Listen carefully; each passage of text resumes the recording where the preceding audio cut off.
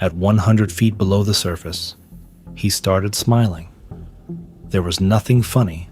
No one had said anything. But suddenly, everything felt easy, light, almost perfect. His hands moved slower. His thoughts felt distant. And that's when his brain quietly stopped working the way it should.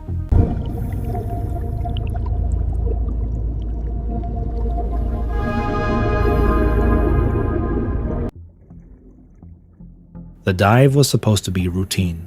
Nothing extreme, nothing reckless. The water was calm. Visibility was clear for at least 50 feet. His equipment had been checked twice. Tank full, regulator working perfectly. He had trained for this depth. 100 feet was not unfamiliar territory. The descent was slow, controlled, bubbles rising steadily past his mask, the surface shrinking into a pale shimmer above him. At first, everything felt normal. His breathing was steady, his movements precise. But somewhere around 100 feet, something subtle began to change. Not in the water, not in his equipment, inside his head.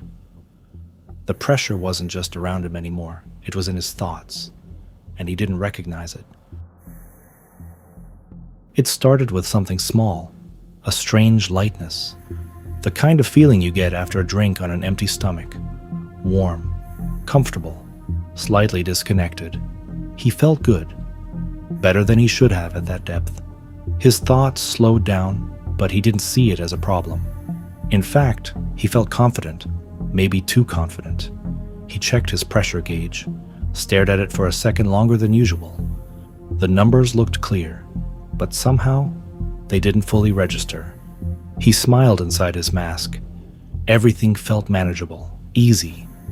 And that was the first real danger. Because at 100 feet below the surface, feeling fine can be the most dangerous sign of all. He drifted a little lower, just a few feet at first. It didn't feel significant. The ocean around him was still, silent, heavy. His dive computer blinked softly on his wrist. 104 feet. He looked at it, and for a moment he couldn't remember what his planned depth was. The number didn't alarm him. It just existed. His reaction time was slower now, thoughts forming half a second too late. He adjusted his buoyancy. Or at least, he thought he did, but instead of stabilizing, he sank a little more. 108 feet. His breathing changed, slightly heavier, slightly uneven. Not from panic, from confusion. He knew something felt different, but he couldn't clearly define what it was. The surface above him looked farther away now, dimmer. And the strangest part, a small part of him didn't care. The urgency that should have been there simply wasn't. At that depth, his brain wasn't processing risk the way it should, and he was still going down. His dive partner noticed it first, the slow movements, the delayed responses. A small hand signal cut through the water. Check your depth. He looked. 112 feet. For a second, the number meant nothing. He blinked, tried to focus.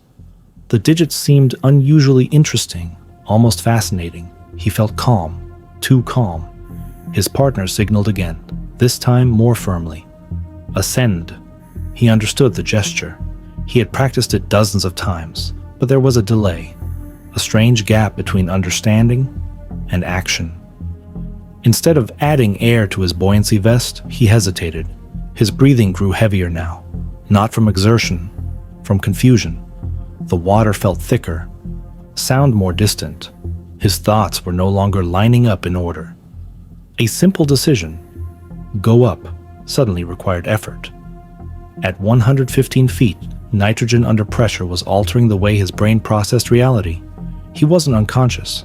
He wasn't out of air. But his judgment was slipping away. And at that depth, poor judgment can kill faster than panic ever could. What he was experiencing has a name: nitrogen narcosis. At deeper depths, the pressure forces more nitrogen into the bloodstream. It doesn't just stay in the lungs. It dissolves into the body, into the brain. and under enough pressure, it begins to interfere with the way neurons communicate. The effect is subtle at first, a mild euphoria, a false sense of clarity. Divers sometimes call it the martini effect. At 100 feet, it can feel like having 1 or 2 drinks. But the deeper you go, the stronger it becomes. Reaction time slows, judgment weakens, risk feels distant. The most dangerous part isn't confusion, it's confidence. Because the diver rarely realizes anything is wrong. The brain believes it is functioning normally, even as decision-making quietly deteriorates. At extreme depths, simple tasks become complex. Check air, control buoyancy, follow ascent procedures. All of it can unravel, without panic, without warning.